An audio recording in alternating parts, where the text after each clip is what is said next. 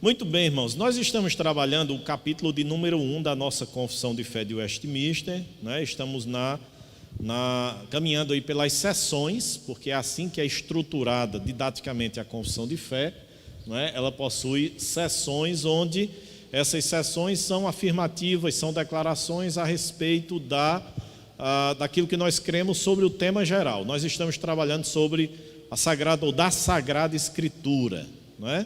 E aí nós estamos vendo afirmações daquilo que nós cremos a respeito da Sagrada Escritura, ok? Vamos caminhar, porque a gente já viu a primeira sessão, eu não vou repetir para a gente não se alongar mais, terminar hoje.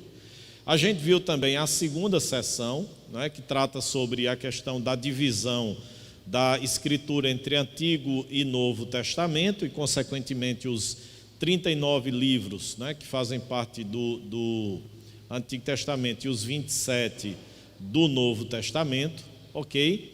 Nós vimos a questão dos livros apócrifos, onde nós naturalmente aprendemos que esses livros, eles não foram inspirados por Deus, eles podem ter o seu valor histórico como escrito humano, mas não podem ter a autoridade de escritura, de palavra de Deus, porque eles não foram inspirados por Deus, ok? Deixa eu só... sim, é isso mesmo.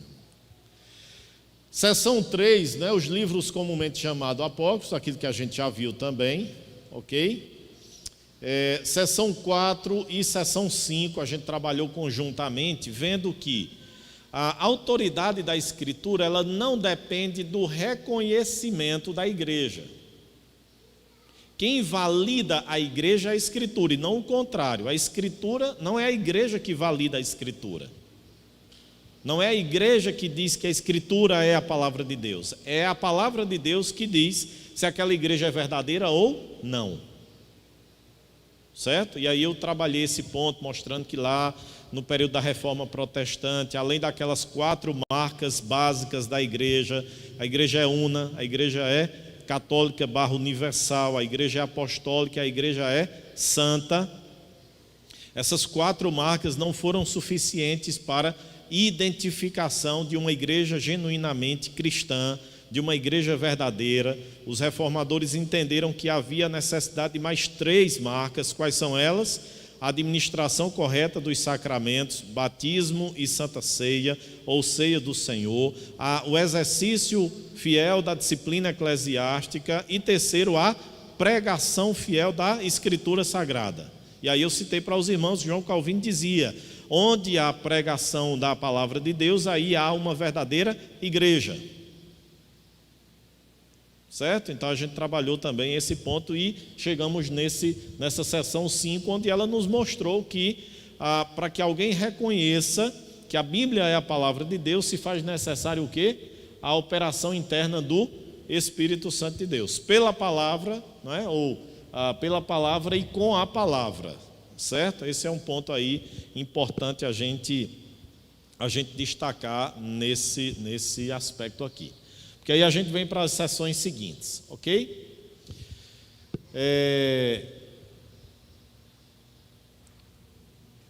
João 6,45, não é? Está escrito nos profetas, e serão em todos ensinados por Deus, portanto, todo aquele que da parte do Pai tem ouvido e aprendido, vem a mim. Nós vamos para a sessão 6, irmãos. O que é que diz lá a sessão 6? Leiam aí, por gentileza.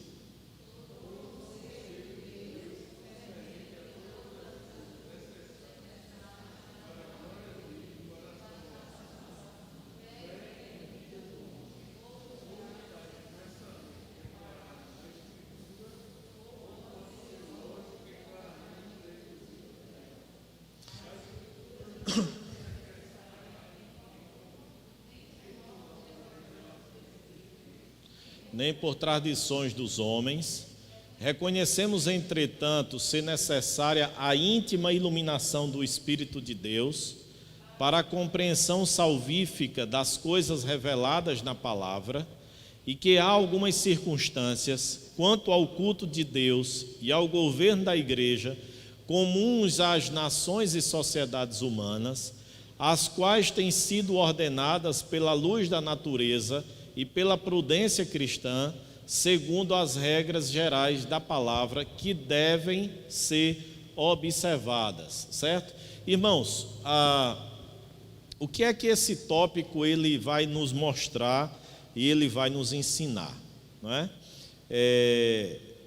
Ele vai nos mostrar inicialmente a perfeição da palavra de Deus, a perfeição da palavra de Deus, mostrando que tudo aquilo que é necessário para que nós vivamos de acordo com a vontade de Deus, a palavra de Deus nos ensina, ela nos mostra. É isso lá, ó. Todo o conselho de Deus concernente a todas as coisas necessárias para a glória dele e para a salvação, fé e vida do homem, ou está expressamente declarado na Escritura, ou pode ser logicamente deduzido dela. O que é que significa, irmãos, ser logicamente deduzido, retirado dela? O que é que significa isso, irmãos? Vamos tentar exemplificar essa questão. O que é que significa isso? Porque está lá, ó. Vamos por partes. Irmãos, o que é necessário à salvação, certo? A Bíblia nos ensina ou não, de forma plena, de forma completa, de forma suficiente. Ensina ou não ensina? Ensina. O que é necessário à salvação? O que é que vocês podem dizer aí que é necessário à salvação? Vamos lá? Fé, o que mais? Fé, o que é mais necessário à salvação? Crer, né? Barra fé, aí a mesma coisa. O que mais? Arrependimento, certo? Aí consequentemente, né? Fé, arrependimento, é o reconhecimento de Cristo como Salvador e da nossa condição miserável como pecadores, tá certo? A Escritura deixa isso muito claro ou não? Claro que deixa. Então não se faz necessário de nenhuma adição, de nenhum acréscimo àquilo que já está expressamente ensinado na Escritura no que diz respeito à salvação, certo? No que diz respeito, irmãos, a viver para a glória de Deus, nós, pela Escritura, podemos entender, compreender e saber, sim ou não? Sim também. Deus deixa muito claro o que é necessário a gente fazer para viver para a glória dele. Aí vida e fé do homem. Aí vem aqui, ó, ou está expressamente declarado na Escritura. Aí vamos um exemplo. Atos 16. O carcereiro de Filipos chega ali para Paulo e pergunta: Paulo, o que é que eu posso fazer para herdar a vida eterna? E ele responde dizendo o quê? Creia no Senhor Jesus e será salvo tu e a tua, expressamente. Expressamente. Quando Jesus está conversando com Nicodemos e Jesus diz assim: Nicodemos, se alguém não nascer de novo, não pode ver o reino de Deus. E Nicodemos diz assim: mas como é que eu posso voltar ao ventre materno sendo eu já velho? E Jesus vai dizer: Nicodemos, você não entendeu o que eu falei, deixa eu explicar. E aí ele vai dizer do nascimento do alto. Então, irmãos, tudo que é necessário para que a gente tenha uma vida de salvação e uma vida de glorificação a Deus está expressamente na Escritura ou pode ser logicamente deduzido dela. Aqui é onde entra o problema, logicamente deduzido dela.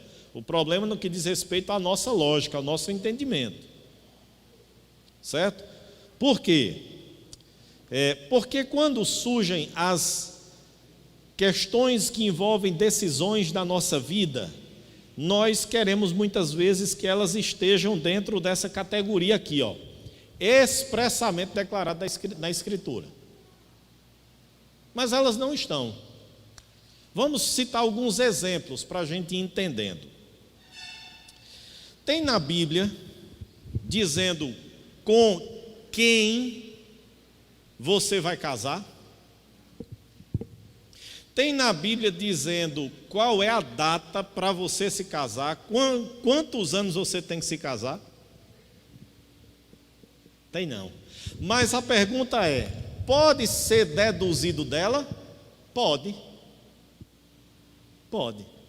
Vamos lá, algumas deduções da Bíblia. Primeiro, precisa ser um casamento entre macho e fêmea. Precisa ser um casamento entre homem e mulher. Porque a relação e o casamento que Deus criou é heterossexual.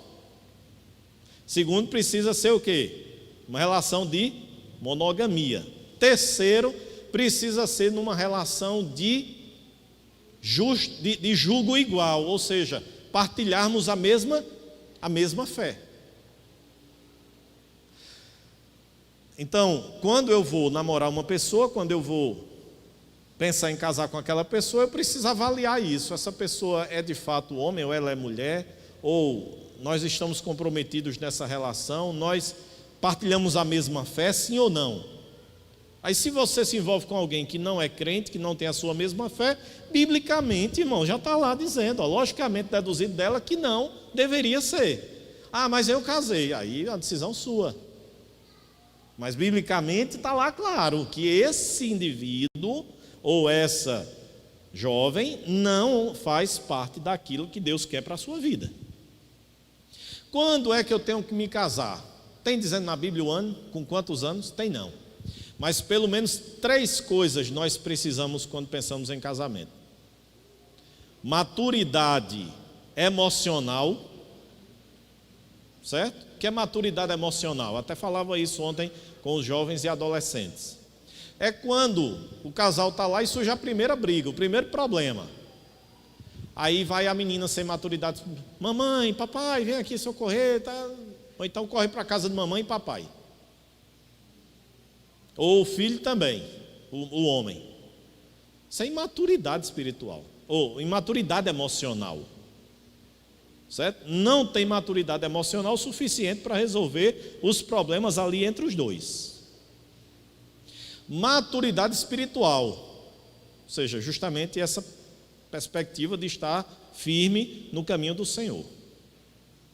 E a maturidade financeira. A maturidade financeira. Eu tenho dito assim, quando é que o homem deve começar a namorar? Tem uma data estabelecida? Tem não. Mas ele deve começar a namorar quando ele bancar a vida dele.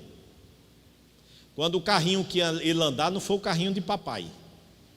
Quando o lanchezinho que ele pagar da namorada não for o resultado da mesadazinha de papai.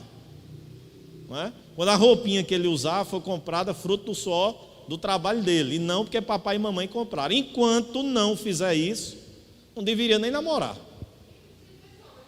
Porque ainda não é maduro o suficiente para assumir a responsabilidade de uma família, de uma casa, de um lar. Eu disse ontem, repito aqui, irmãos, amor não coloca arrozinho e feijãozinho e carne na barriga. Certo? Não coloca. O que coloca arroz, feijão, carne na barriga é dinheiro. E dinheiro só se alcança trabalhando honestamente, trabalhando dignamente.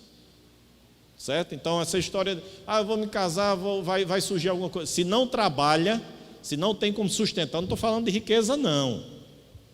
Estou falando de coisas básicas, essenciais. Porque o patrimônio vai crescendo à medida que a pessoa vai trabalhando honestamente, Deus vai abençoando, vai fazendo seu caminho prosperar. Mas no começo do casamento precisa ter no mínimo o básico, arroz, feijão e carne.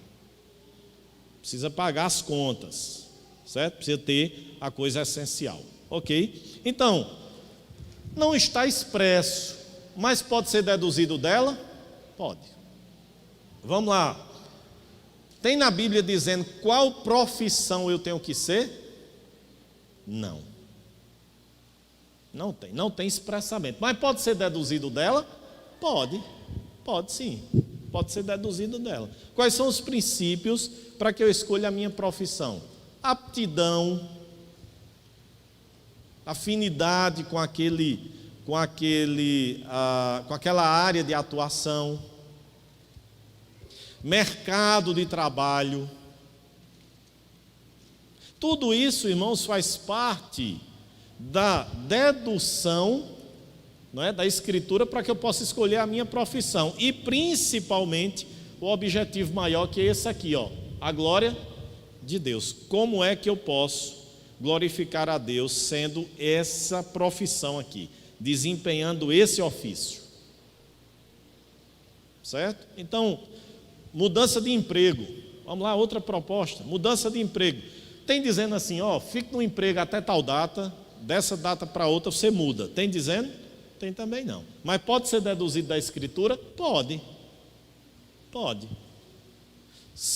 Então é o que eu ganhar mais. Não, se porventura você está num trabalho e de repente a proposta vem para você ir para um outro e você até ganhando mais. Porém, o proponente já diz assim, olha, agora aqui você tem que topar tudo. Aí você pensa, mas rapaz, eu vou ganhar 2 vezes mais lá naquele outro emprego. Então, de cara eu tenho que aceitar. Aí tem princípios que norteiam para que você deduza da Escritura que aquele emprego que propõe você ganhar o dobro não é para você? Tem. Quando você pensa assim, eu não vou vender a minha honestidade, eu não vou vender a minha alma a Satanás. Então eu não vou ganhar menos, mas eu vou ficar nesse emprego aqui. Entende, irmãos? São questões relativas à Escritura que não está expressamente declarado nela, mas que a gente pode deduzir através de princípios. Mas o que é que acontece com a gente, no geral, quando não está declarado na Escritura, a gente quer que faça o quê, irmãos? O que é que a maioria das pessoas quer que faça? Quer que aconteça? Não. Que surja um profeta ou uma profetisa e diga, eis meu varão que te digo, vá para esse emprego, não vá para aquele. Eis minha serva, esse aí é o teu varão para tu casar com ele. Esse não é para tu casar com ele. Nós não aplicamos os princípios da palavra para que a gente faça deduções sobre o que é vontade de Deus para a nossa vida. Nós esperamos isso aqui, ó, novas revelações para que elas nos apontem o caminho que Deus quer que a gente trilhe. E se não for de Deus, o que é que vai acontecer?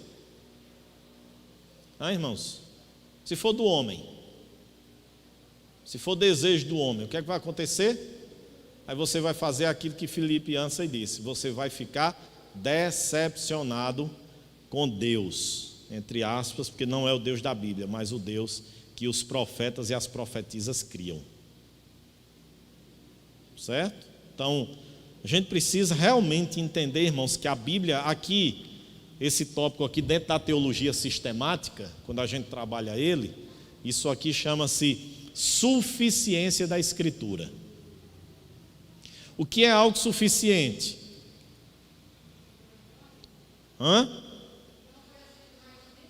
Que não precisa adicionar nada, irmãos. Se eu digo que a Escritura é suficiente, ou ela é suficiente, ou ela não é.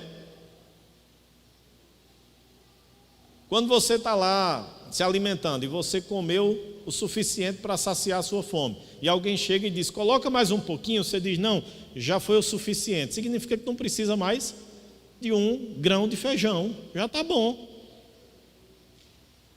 Então, quando a gente diz que a Escritura é suficiente, a gente diz que não há necessidade de nenhuma. Aí vem a sequência aqui, ó. A Escritura, nada se acrescentará em tempo algum, nem por novas revelações do Espírito, nem por tradições dos homens. Lembram que a confissão de fé foi produzida no século XVII, né? Ainda combatendo os abusos, os erros do catolicismo romano frente à reforma protestante do século XVI, certo? Então, a questão da tradição aqui dos homens. Reconhecemos, entretanto, ser necessário o que, irmãos? A íntima iluminação do Espírito de Deus para a compreensão salvífica das coisas reveladas na palavra. Não há como alguém acreditar na palavra de Deus. Aqui é um tópico dentro da teologia sistemática que a gente chama de clareza. A Escritura é clara? Ela é clara para aqueles que já foram o quê? Iluminados pelo Espírito Santo de Deus. Para aqueles que não foram iluminados pelo Espírito Santo de Deus, a Bíblia é um livro o quê? Misterioso. A Bíblia é um livro incompreensível. A Bíblia é um livro difícil, complicado, para aqueles que não foram iluminados pelo Espírito Santo de Deus. Então, é necessária essa íntima iluminação das coisas reveladas na palavra, e que há algumas circunstâncias quanto ao culto de Deus e ao governo da igreja, comuns às nações e às sociedades humanas, as quais têm que ser o quê? Ordenadas à luz, pela luz da natureza e pela prudência cristã. O que é que significa isso, irmãos? Vamos lá, me ajudem? O que é que significa isso? EBD 9h30 da manhã. Onde é que tem na Bíblia dizendo que a gente tem que fazer EBD 9h30 da manhã, no domingo? Tem dizendo? Marcamos um culto para 16 horas hoje à noite, 16 horas. Tem na Bíblia dizendo, igreja Presserena Monteiro, se reúnam às 18 horas para um culto. Tem dizendo? Tem dizendo que a gente tem que fazer o que no dia do Senhor? Cultuá-lo. Agora, o horário, circunstâncias, essas aqui, como diz, circunstâncias, que é uma coisa que a gente precisa fazer diferença quando a gente estuda o culto a Deus. O culto a Deus, há elementos de culto.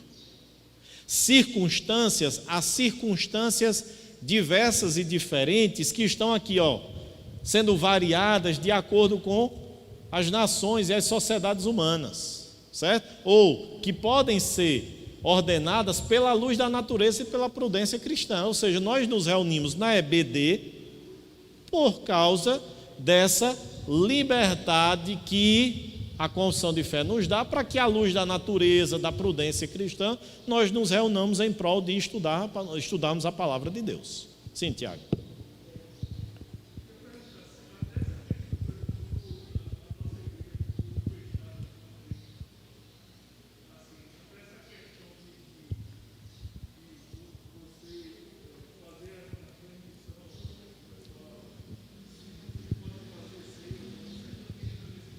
Não, a ceia não.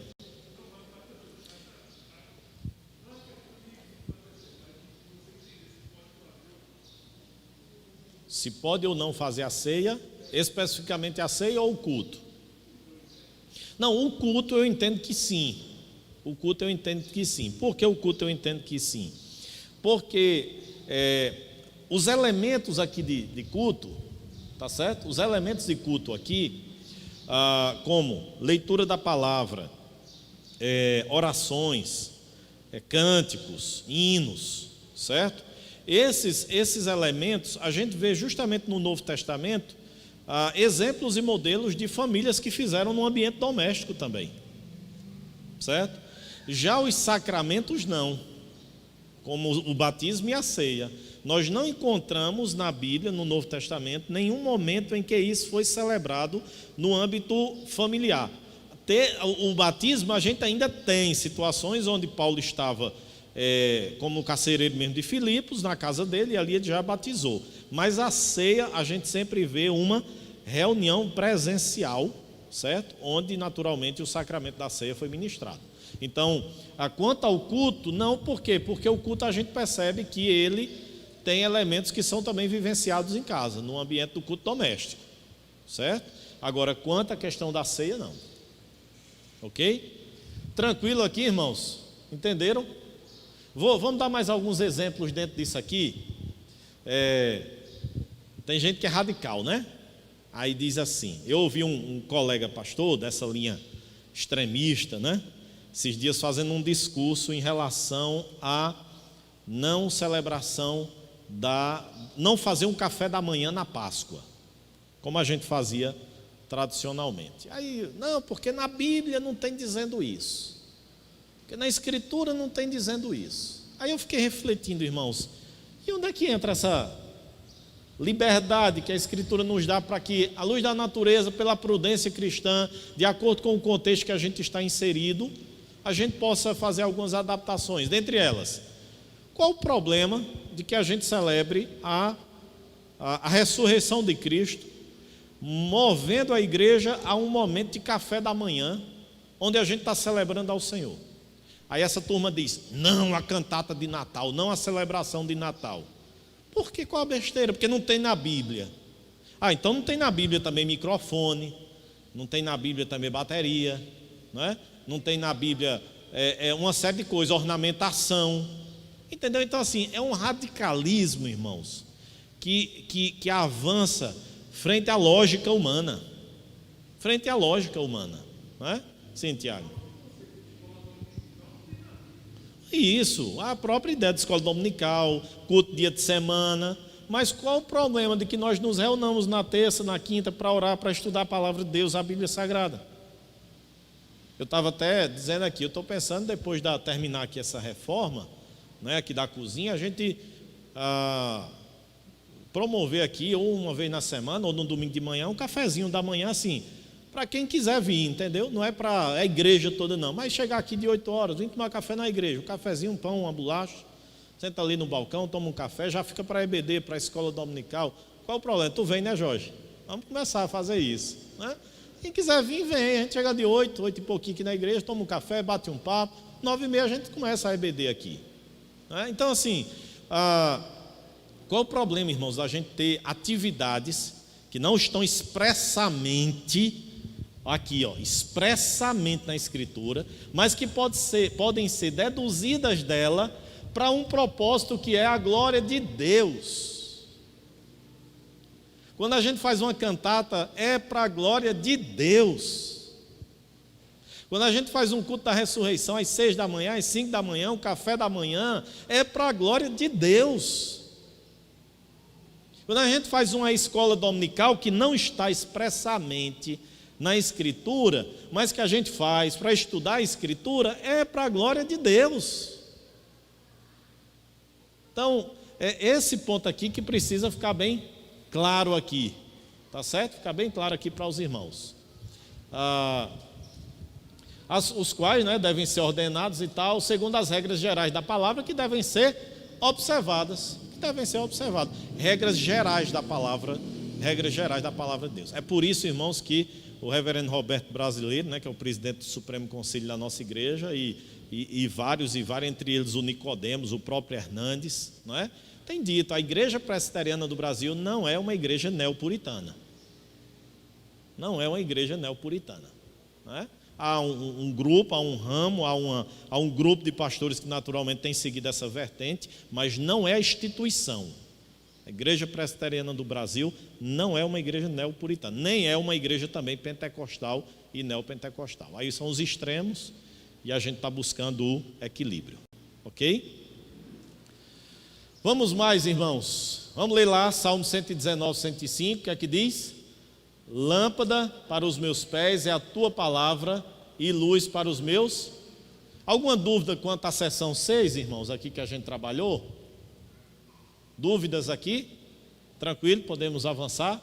Vamos lá, seção 7, vamos ler juntos? Na Escritura,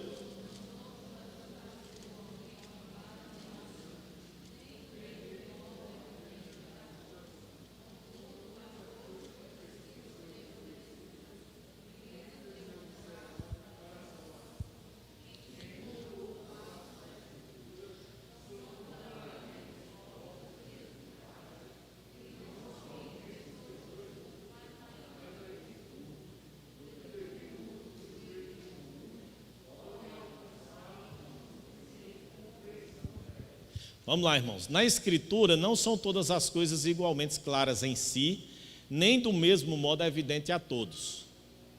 Contudo, as coisas que precisam ser obedecidas, cridas e observadas para a salvação, ou em outro passo da Escritura, são tão claramente expostas e explicadas. Vamos pensar aqui. Na Escritura não são todas as coisas igualmente claras. Citem um exemplo de coisas não igualmente claras. Vocês têm algum exemplo? Eu tenho. A Trindade. Os irmãos explicam a Trindade de forma extremamente lógica, racional. Como é que são 3 mais 1?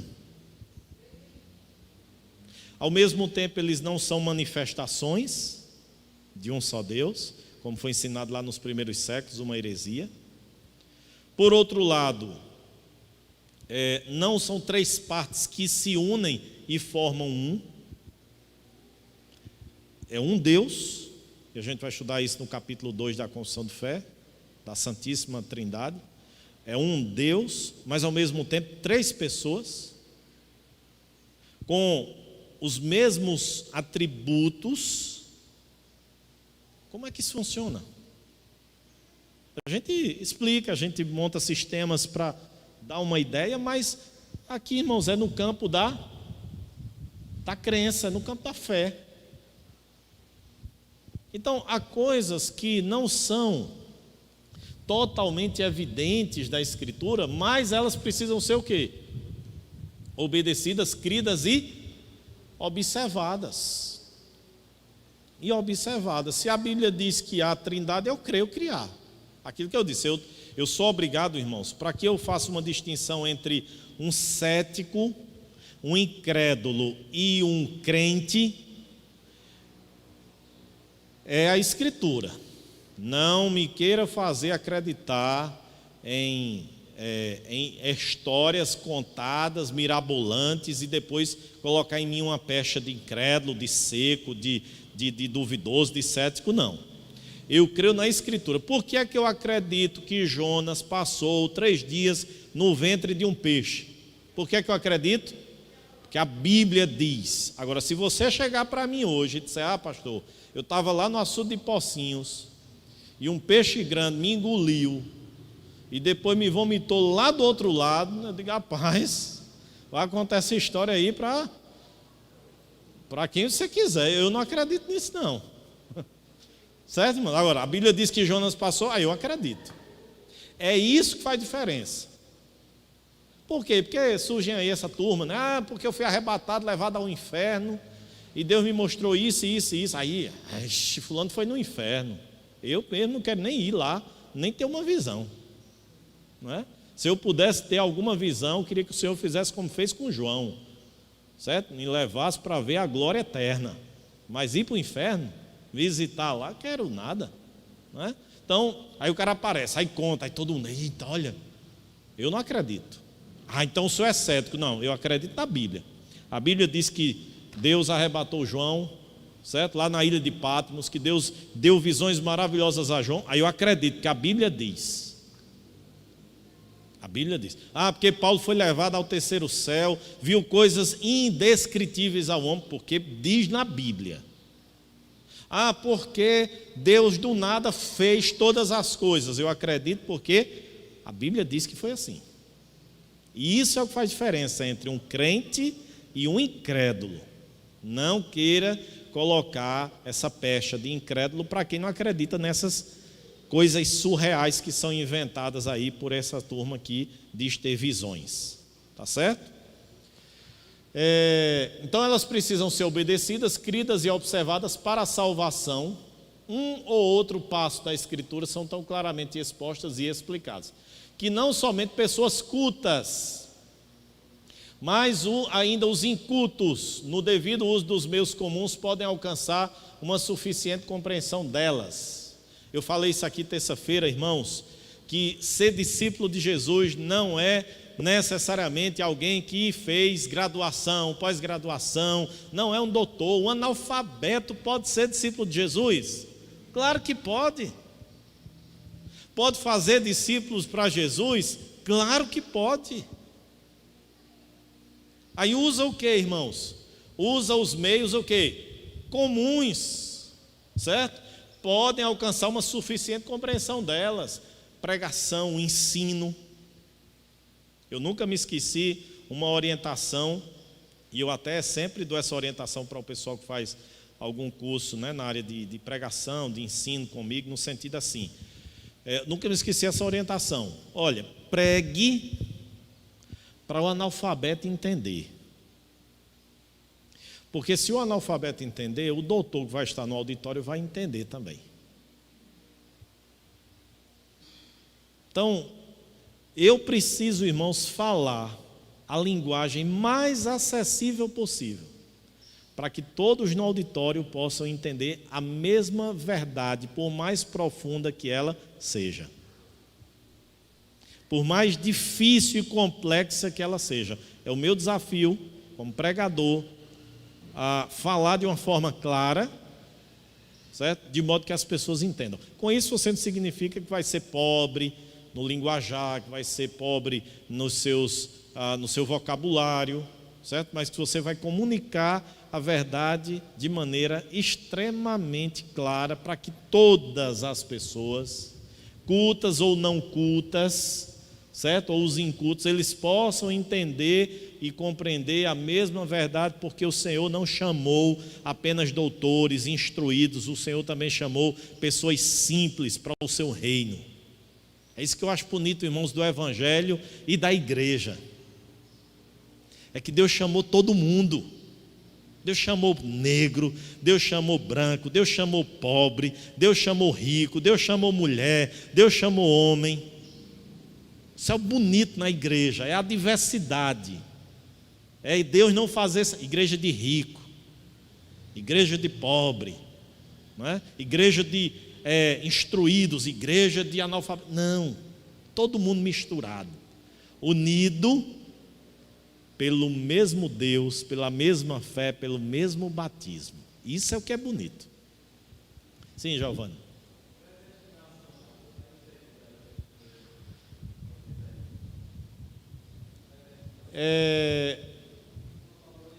Eu acredito, Giovanni, que entra aqui, mas entraria muito mais aqui, no 6. Deixa eu voltar aqui. Espera aí, irmãos. Deixa eu voltar aqui, que às vezes eu me perco aqui no... Eu acredito que entraria mais aqui, sabe? No 6, no sentido de questões relativas a não... entraria lá mesmo. Entraria, poderia ser colocado aqui também, né? No sentido de coisas que a gente talvez não compreenda em sua totalidade, principalmente para aqueles que têm dificuldade. A despeito de, para mim, aí varia muito, porque para mim, a predestinação não é algo complexo, não é algo difícil de ser entendido, mas para outra pessoa pode ser, e aí naturalmente pode fazer parte dessas coisas que não se compreende totalmente, não é? Mas que deve ser crida e observada. Sim, Tiago.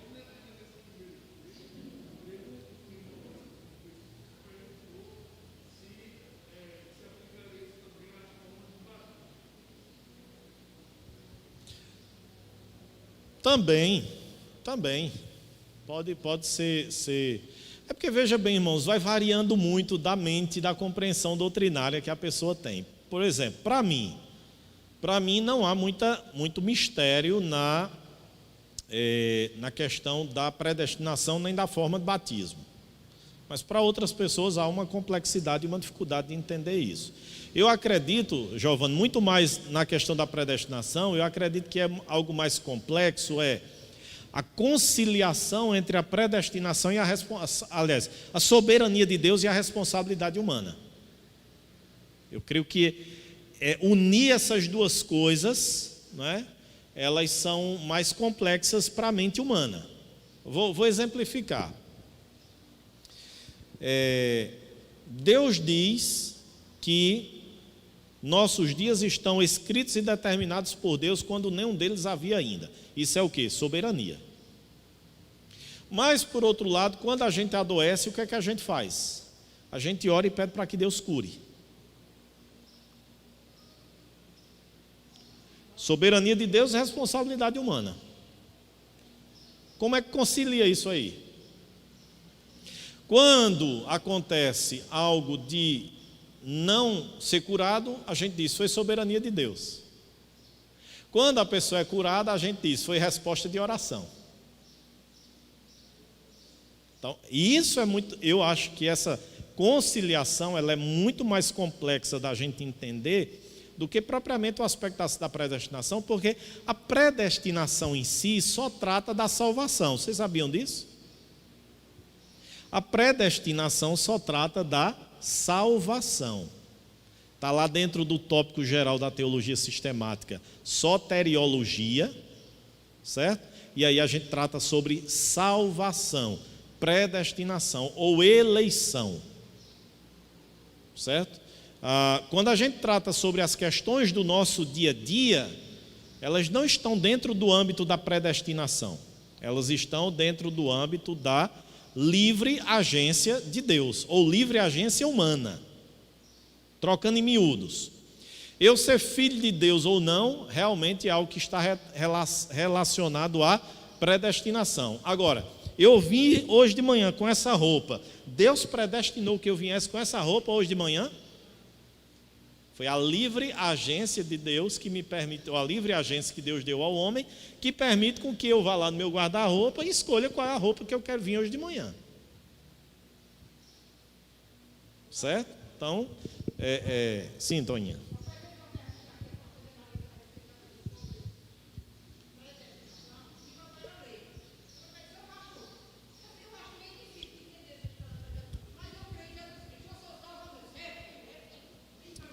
Isso.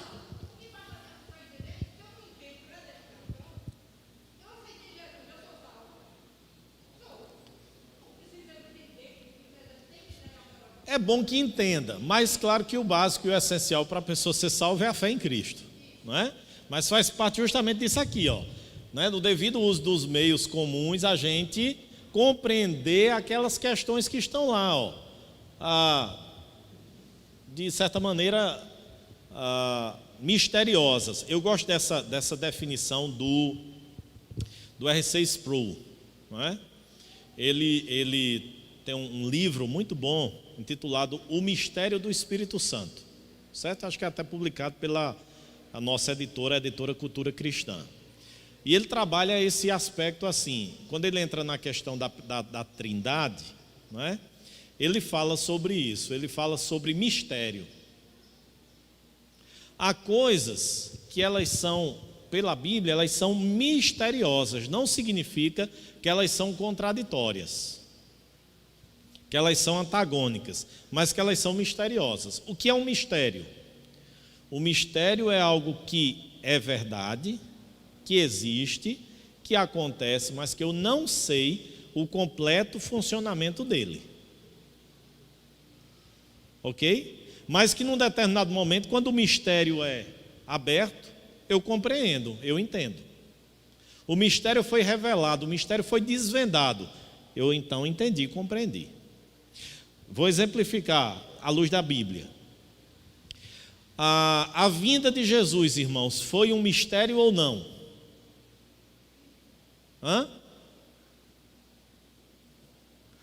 Eu não estou acreditando não, que vocês não estão. Vou mostrar para os irmãos. Abram aí a Bíblia, vamos lá. A gente entender o que é mistério. Porque aí o Sproul diz, né, que a trindade é algo misterioso. Nós não conhecemos e não compreendemos ainda na totalidade. Mas, abram aí, por favor, Gálatas.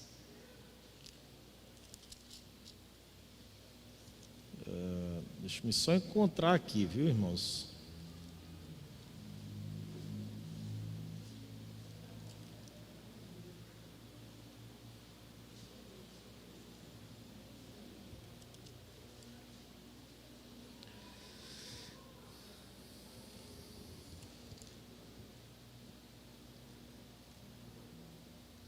Deixa eu ver se é em Gálatas, quando Paulo fala, né, o mistério outrora oculto.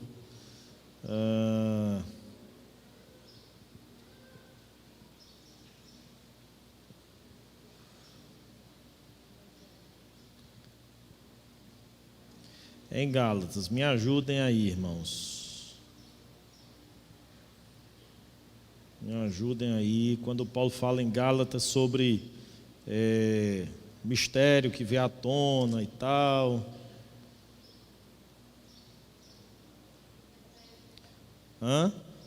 Efésios, deixa eu me ver.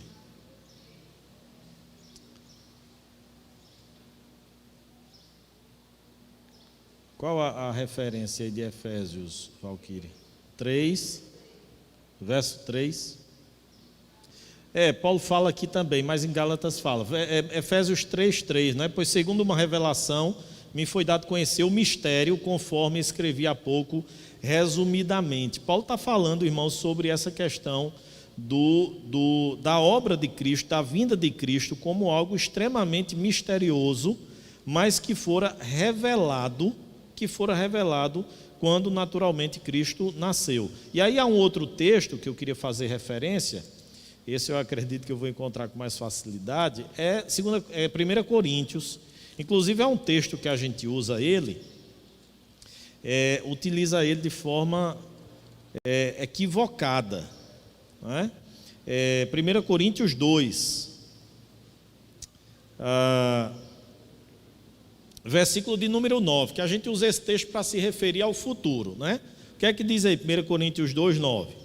Mas está escrito, nem olhos viram, nem ouvidos ouviram, nem jamais penetrou em coração humano o que Deus tem preparado para aqueles que o amam.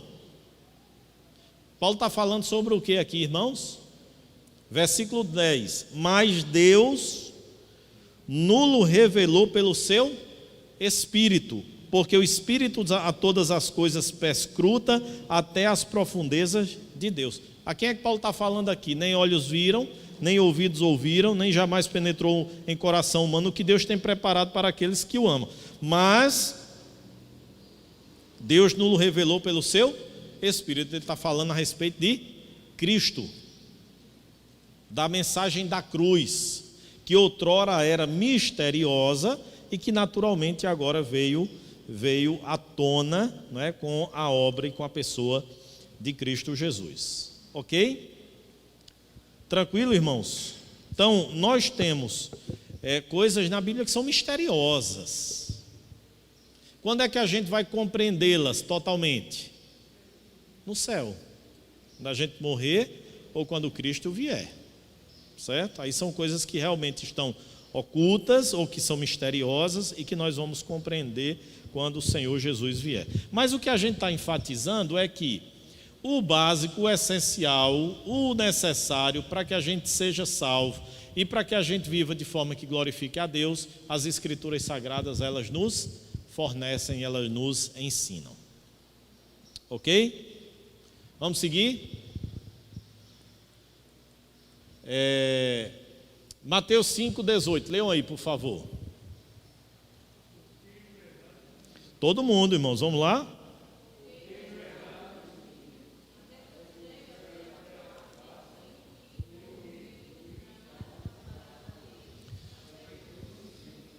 Muito bem, essa sessão agora, ela trata sobre acréscimos às Escrituras. Percebam, irmãos, que a gente está no século 17, a gente está numa reforma da igreja inglesa, escocesa, a gente está num contexto em que havia o desejo de purificar a igreja, a vida da igreja, e não havia outro instrumento senão a palavra, e ressaltar a centralidade, a importância da palavra, a suficiência da palavra, e não ter mistura,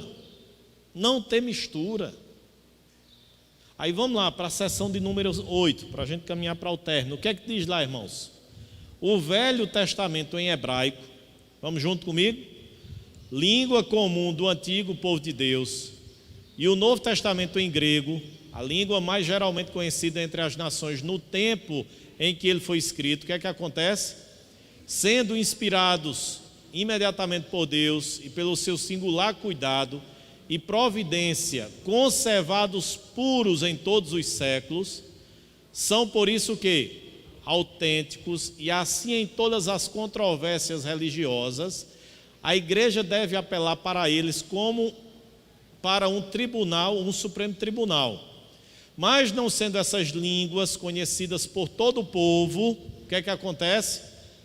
que tem direito e interesse nas Escrituras e que deve, no temor de Deus, lê-las e estudá-las, esses livros têm de ser traduzidos nas línguas comuns de todas as nações onde chegarem, a fim de que a palavra de Deus, permanecendo nelas abundantemente, adorem a Deus de modo aceitável e possuam a esperança pela paciência e conforto das Escrituras.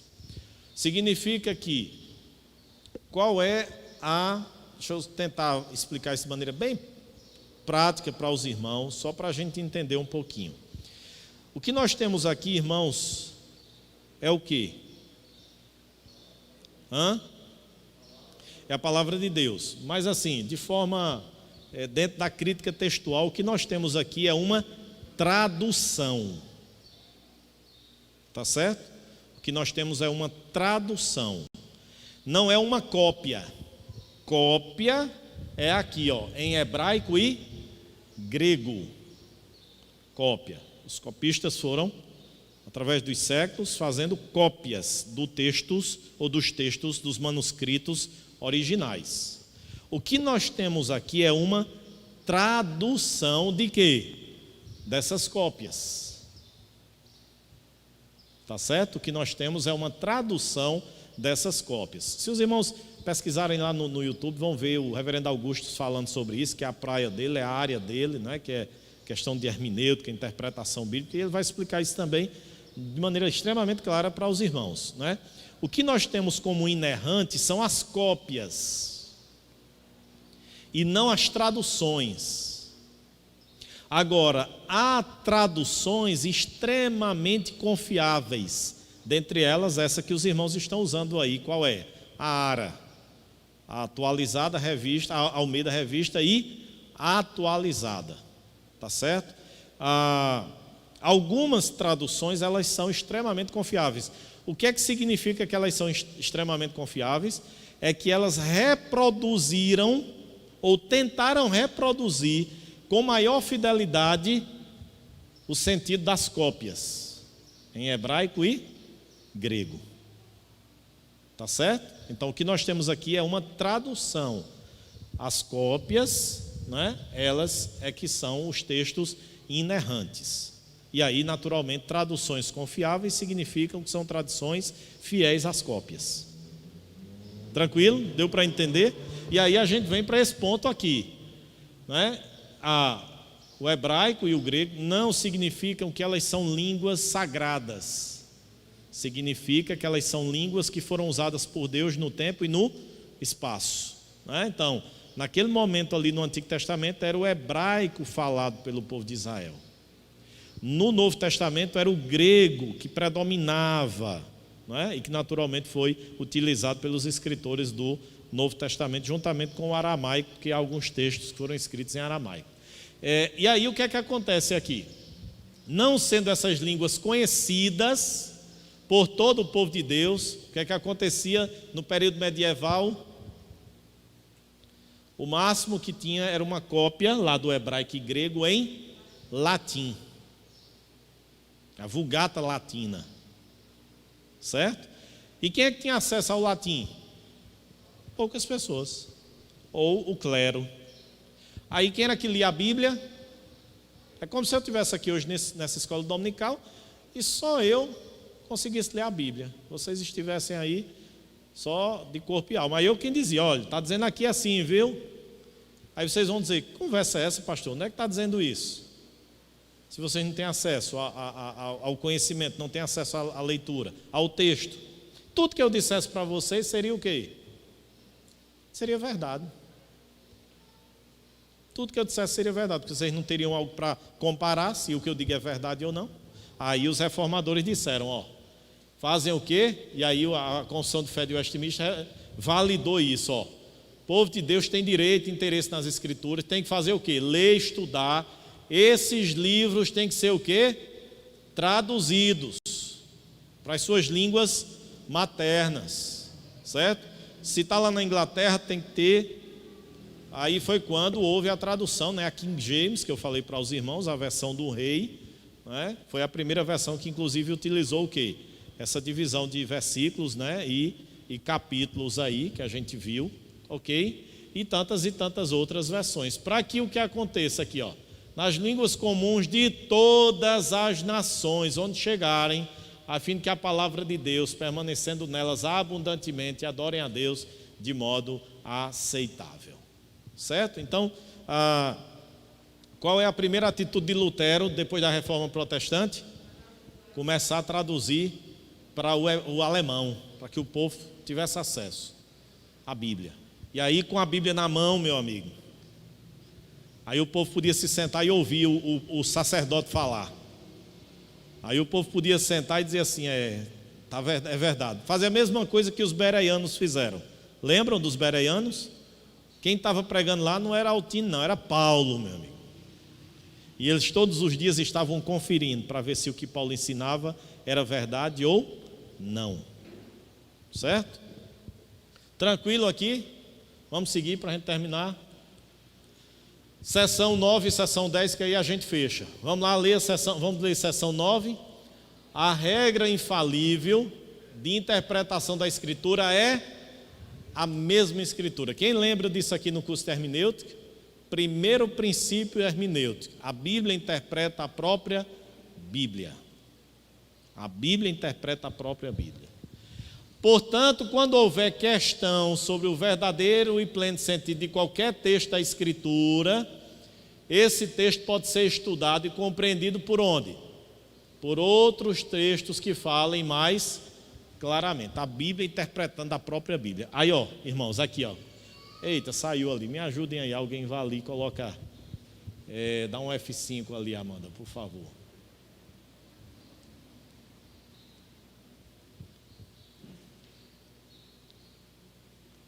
Ok. Deixa-me ir aqui. Só para exemplificar, irmãos, não é? Todas as pontuações aqui, as seções, o que é que a gente fez? Uma coletânea de textos. Para mostrar que todas essas formulações, elas não foram construídas, não é? Elas não foram feitas em cima de um único texto, mas em cima de um grupo de textos, mostrando que esse ensinamento abrange toda a Escritura. É isso que está lá na seção 9. Quando houver uma questão sobre o verdadeiro e pleno sentido de qualquer texto da Escritura, esse texto pode ser estudado e compreendido. Aí, Giovanni e os demais irmãos, qual é o grande problema da predestinação? É justamente esse. É porque o arminiano, ele não olha todos os textos, ele olha um texto isolado. Ele olha um texto isolado. Aí ele vai, e até fora de contexto, porque o que eu vejo de arminiano, usando Apocalipse 3:20, eis que estou à porta e bato. Se alguém abrir e entrar, Jesus está falando para descrente não, irmãos. Jesus está falando para a igreja, Jesus está falando para crente. Não é? Enfim, vários outros textos onde a gente vai fundamentar não só a doutrina da predestinação, mas tantas outras à luz do geral da Escritura. E a seção 10, o que é que diz, irmãos? O juiz supremo, pelo qual todas as controvérsias religiosas têm que ser determinadas e por quem serão examinados todos os decretos de concílios, todas as opiniões dos antigos escritores, todas as doutrinas de homens e opiniões particulares, o juiz supremo em cuja sentença nos devemos firmar não pode ser outro senão o quê? O Espírito Santo falando pela Escritura. Mas eu penso dessa maneira. Não, mas eu entendo dessa maneira. Entre o que você pensa, entre o que eu penso e entre o que a Escritura ensina, há uma distância abissal, não é? Que nós não temos como, de maneira nenhuma, equiparar. Certo? Não temos como de maneira nenhuma equiparar. A gente tratou isso aqui na ideologia de gênero, né? A gente trabalhou. Não é? Ontem a gente teve aqui uma mesa redonda com os adolescentes e jovens, tratando sobre os extremos, o perigo dos extremos. Aí foram 3 temas, né? Foi machismo versus liderança, me ajudem aí, jovens, esquerda versus direita e Submissão versus feminismo. Aí eu fui, a gente depois foi, não é, aqui para uma rodada de perguntas, e aí eu fiz questão de dizer a princípio, olha, irmãos, todas as minhas respostas, elas vão partir da Escritura, e não das minhas opiniões, e não das suas opiniões deve ser aquilo que nós cremos, mas a partir da Escritura. Por quê? Justamente por isso aqui, irmãos, ó. Certo? O juiz supremo de qualquer controvérsia é a Escritura falando através, ou o Espírito Santo falando através da Escritura. Não é o concílio que determina, não é a nossa opinião ou a opinião dos escritores passados que determina. Todas as doutrinas, elas devem ser fundamentadas aonde? Pela fala do Espírito Santo através da Escritura Sagrada. É o juiz supremo. Por isso que a gente usa aquele termo, né? O princípio regulador do culto. É a Escritura, é a palavra de Deus. Vou exemplificar. A IPB, alguns anos atrás, e é até bom citar isso aqui, porque a igreja de Monteiro fazia isso, né? Assim como a igreja de Souza também, que eu fazia parte, né? Durante um período influenciado pelo Ministério Diante do Trono, nós introduzimos coreografia no culto. Lembram disso? Um grupo de meninas, adolescentes, estava uma música tocando e ficavam no púlpito, né, fazendo gestos. Aqui em Monteiro, né? Lá em Souza também teve. Aí, num dado momento, a IPB foi e disse, não pode ter coreografia no culto público. Aí o que é que acontece com a gente? Mas eu não vejo problema. Eu não vejo problema. O que é que tem de mal nisso? A pergunta não é, ou a resposta não deve ser essa. A resposta deve ser, a Bíblia diz que pode ter coreografia no culto? Sim ou não? Então não é o que eu acho. Entende, irmãos? Não é o que eu penso. Não é aquilo que eu entendo que faz mal ou não. É aquilo que a Escritura diz, porque ela é o juiz supremo de todas as controvérsias. A gente, irmãos, pode ter as nossas opiniões, a gente pode ter os nossos gostos, a gente pode ter as nossas preferências, mas não é aquilo que a gente quer, que a gente gosta, que a gente prefere, é aquilo que a Bíblia diz. É aquilo que a Bíblia diz, não é? Aqui eu já tive muitas dificuldades com algumas pessoas, porque assim, questão mesmo do ministério de louvor, de música na igreja. Eu não vejo problema em cantar determinada música. Não é questão de você ver ou eu ver. É questão do que a Bíblia diz, o que é um culto congregacional e do que é uma música que deve ser cantada para a glória de Deus. Entende? Nossos gostos a gente pode até ter em casa. Certo? Nossas preferências a gente pode até ter em casa. Eu tenho gostos musicais que eu não tenho nenhum aqui na igreja. Por exemplo, eu gosto muito do grupo Novo Som, que na igreja não canta uma música dele. Por quê? Porque eu percebo que as músicas, excetuando uma ou outra, são músicas muito mais de cunho de solo mesmo, de uma banda, de um grupo, do que propriamente uma música de louvor congregacional. Eu nunca cheguei no Ministério de Louvor para implementar. Por quê? Porque eu entendo que não é o meu gosto. Aí aqui eu tive muita dificuldade, porque as pessoas pensam que eu quero implementar na igreja o meu gosto.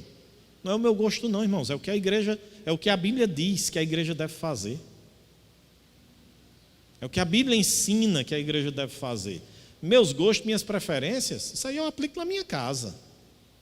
Mas na igreja, certo? Numa coletividade, é o que a Bíblia diz que tem que ter.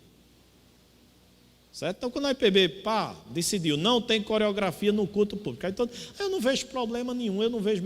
Aí se analisou as questões relativas aos gestos e às roupas, não é? Porque eu passei por uma situação constrangedora demais uma vez em Souza, não é? A gente no púlpito e um grupo foi se apresentar e as meninas com calças legs, né, bem assim, bem apertadas, bem aqui. Quando abaixavam para fazer um gesto, baixava, via calcinha, via tudo.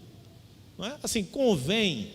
Eram vestimentas que induziam muito mais a sensualidade. Às vezes as pessoas ficavam mais atentos aos gestos do que à letra da música, porque o propósito é destacar a letra da música e não o gesto em si.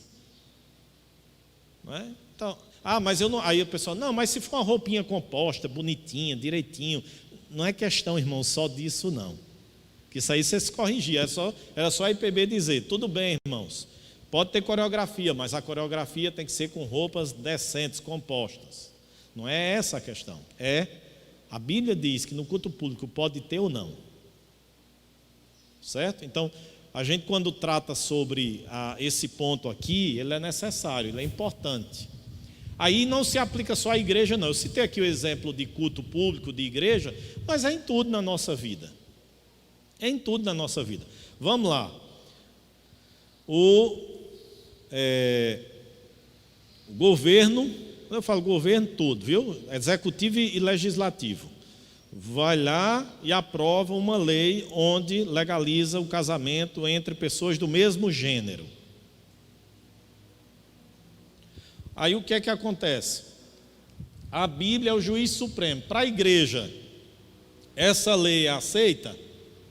Não, porque quem é o juiz supremo da igreja é a Bíblia. A Bíblia. Certo?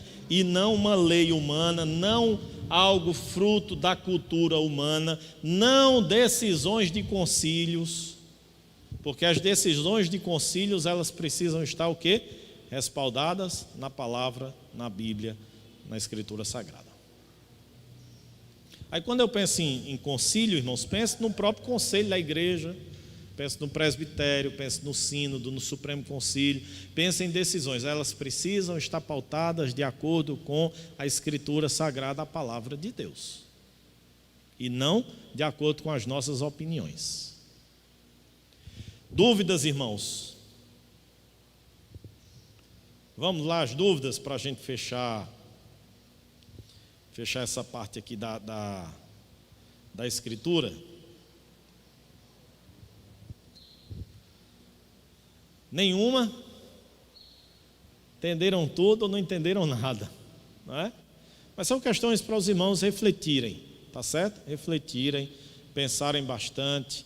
Espero que os irmãos estejam lendo em casa esse material, né? Está lá disponível, tem lá o aplicativo, acompanhe a confissão de fé, estude, certo? Leia os textos bíblicos, as referências. Aqui não dá tempo a gente trabalhar todos, mas façam isso com o propósito de a cada dia mais estar fundamentado na Escritura Sagrada, na Bíblia. Ame a palavra de Deus, ame a palavra de Deus. Irmãos, nessa palavra a gente pode confiar. Essa palavra não é palavra de homens, palavra de Deus. E Deus tem compromisso com a sua palavra. Deus honra a sua palavra. Nós homens muitas vezes desonramos a nossa palavra, mas Deus não.